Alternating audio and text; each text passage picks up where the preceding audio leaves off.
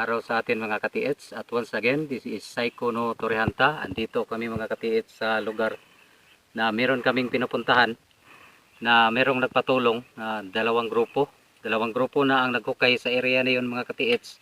At yan ay ipapakita ko sa inyo para mapakita ko kung paano nila natuntun ang area na merong cemented vault.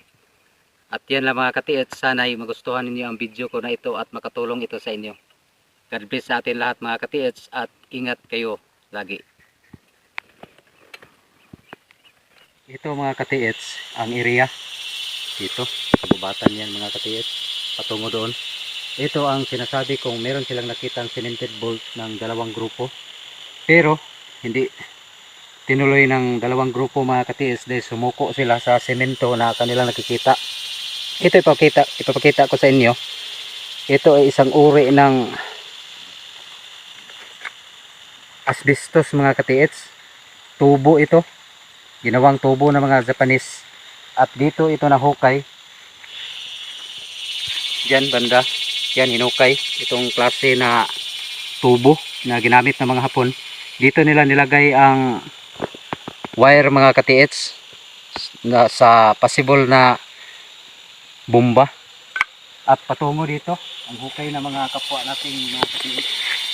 Dito hinukay, kinuha nila ang wire na nakalibing dyan sa lupa mga ka-TH. Ito ang hukay nila, nasa mga 2 feet ang lalim patungo dito sa kanilang butas. Ito mga ka-TH ang area na sinasabi ko na merong nagpatulong sa akin na dalawang grupo na sumusuko na sa paghukay dito mga ka-TH. Ito ang nakuha nilang uri ng tubo mga ka-TH. Ito ay asbestos, wala na ito ngayon mga ka-TH. Yan, asbestos. Pakikita natin ito noon sa mga atip na mga bahay, ginawang atip ng mga bahay noon mga ka-TH. At ito ay tubo, nabasag lang ganyan mga ka-TH. Dito nila pinadaan ang wire na ginagamit nila papunta doon sa sinasabi kong bomba. At yan mga ka-TH, kung mapapansin nyo, hukay yan, gumawa sila ng kanal. Marami ng damo mga ka-TH dito. Gumawa sila ng kanal, kinuha nila yung wire, at dyan banda sa may nakatusok na kahoy, dyan nila nakuha ang baril o drum mga ka-TH. Dyan papunta ang sinasabi kong mga wirings na ginagamit ng mga Hapon para sa bomba. At itong area na hinukay nila,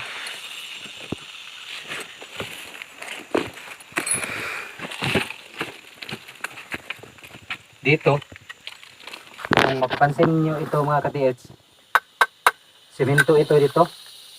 Ito ang unang grupo na naghukay, semento ito. Unang grupo sumuko mga ka-TH dahil sa tigas ng semento na ito. Hindi ito palanas, semento yan. At itong inaapakan ko, ito ang flooring ng ikalawang layer. Dito ang ikalawang grupo mga ka-TH. Yan, dyan sila naghukay. Sininsil nila ang pinakagitna na bahagi ng semento, pero hindi nila nakaya mga ka-TH. At ang ikalawang grupo ay sumuko din katulad ng naunang grupo. At ako ngayon ay ikatlong grupo na. Patulong sila sa akin kung paano ito hukayin o gamitan ng mga sinsel o anumang uri ng pamamaraan para makuha itong napakatigas na semento na ito. Ito ipapakita ko sa inyo mga ka-TH. Yan. Yan ang semento, para makita ninyo na semento talaga ito. Yan.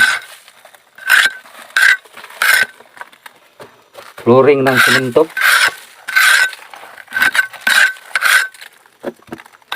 Yan ang pinaka flooring, ikalawang layer ito mga ka-TH. At ito yung unang layer.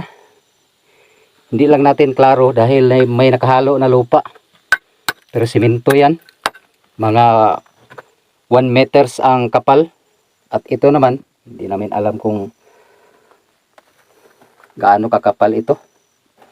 At ito ang kabilya na ginamit ng mga Japanese, mga katiits. Kung makakita kayo ng ganito, yan ang kabilya ng mga Japanese, mga katiits, na ginagamit nila sa area. Round ang groove. Kaya nagputas ang mga kapatid nating mga treasure hunter dito dahil gusto nilang tingnan kung gaano kakapal ito, mga katiits. Pero napakakapal at napakatigas. Yan, flooring yan, mga katiits.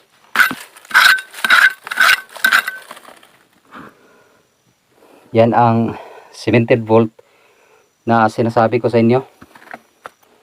Ito yung kabilya. Yan. Nasa 10 mm ang kabilya na ito.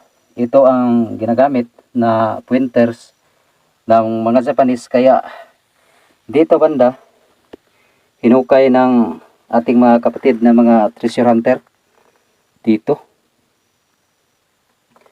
Yan ang dapat ninyong tandaan, mga katiits. Dahil ang markers na iniwan ng mga Hapon ay yung wirings, mga wirings at yung sinasabi kong asbestos na tubo. Doon nila banda nakakita, mga katiits, at yun ang kanilang sinunod patungo dito sa kinalagyan ng semento. Yan, semento yan, mga katiits. Nasa mga, hindi ko lang alam kung gaano ito ka laki ang semento. Dahil patungo doon ay semento pa rin yan. Ito, unang grupo na naghukay. Patungo dyan, 1 meters. At ito naman ang bumungad sa ikalawang grupo. Dito nila nakuha ang sinasabi kong drum sa gitna. Yan. Lupa, mga katiits, sa ibabaw na bahagi, nasa mga 1 meters ang lupa. At 1 meters din ang ang unang layer, ito. At dyan ang ikatatlong layer, ikalawang layer ng semento. Yan, mga katiits, semento talaga. Kaya sayang ang area na ito na hindi pinagpatuloy ng ating mga kapwa katiits ang paghukay nila dito. Medyo na stress na ang nag-chill dito, mga katiits, dahil siguro sa tigas ng semento na ginamit ng mga Hapon. Kadalasan kasi German cement ang ginagamit nila, mga katiits, lalo na sa area na pinaglagyan nila ng deposito. German cement, napakatigas nito, mga katiits. Ito ang nag-iisang kabilya na possible ito ang pointers. Kaya yan ang dapat natin tandaan, mga katiits, na hindi sa lahat ng oras ay makikita natin ang mga bato na mga markers na pinag-ikitan ng mga Japanese na mga symbols or mga code. Pwedeng merong mga pointers na mga wirings na ginamit ng mga Japanese para magtukoy ng tamang spot. Katulad dito, mga katiits. Yan, akit lang ako sa ibabaw na baki.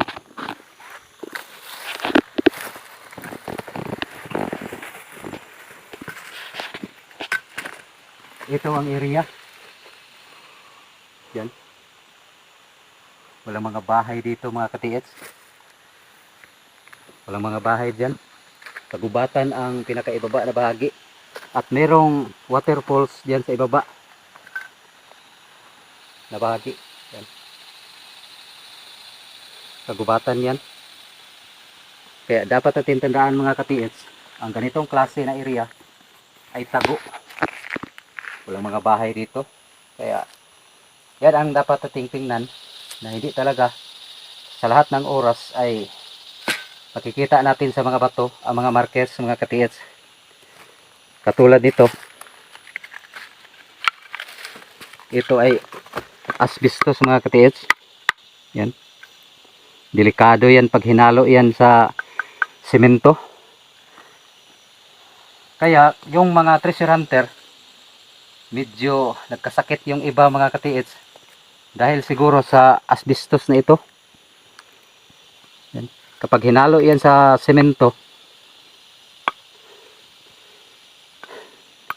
ito ay magkakaroon ka ng ubo nito mga katiits. Makati ito sa lalamunan kung ito ay yung malanghap, ang ganitong uri na materials. Tubo yan mga katiits. Mataas ito pero pinutol na nila. Yan. Asbestos. Yan mga katiits ang area na pinapakita ko sa inyo. Yan. Semento na wala kang makikita ang mga bato sa palibot. Yan. Sana'y naintindihan ninyo ang video ko na ito mga katiits at makatulong ito sa inyo, sa lahat ng mga kapwa nating katiits. Karagdagang tulong na pwede ninyo magamit sa mga area na merong mga nakabaon ng mga deposito. Hindi lahat ay nasa bato ang mga markers. Merong mga wirings. Kadalasan dito sa aming mga katiits ay natakot ang mga treasure hunter dahil sa mga wire na nilagay ng mga Hapon, pero hindi nila alam na ang kasunod pala sa wirings na kanilang hinuhukay ay ganyan, semento. Di lang namin alam mga katiits kung gaano yan kakapal, dahil meron kasing live witness dito na lugar na 2 linggo ang pagtatrabaho nila sa area. 1 linggo ang pagtambak nila ng semento. Ganyan kakapal ang tambak mga katiits. 1 linggo. Kaya hindi talaga basta-basta ang trabaho ng mga Hapon. At yan lang po mga katiits. Maraming salamat sa panonood at pagtitiwala ninyo dito sa aking YouTube channel. Sana'y meron kayong napupulot na kaunting aral sa pinapakita ko sa inyong mga video. Maraming salamat mga katiits, at tapusin ko na ang video na ito dahil medyo makulimlim na sa area. Uuwi pa kami. Napakalayo ng lugar na ito. God bless sa atin lahat mga katiits at ingat kayo lagi.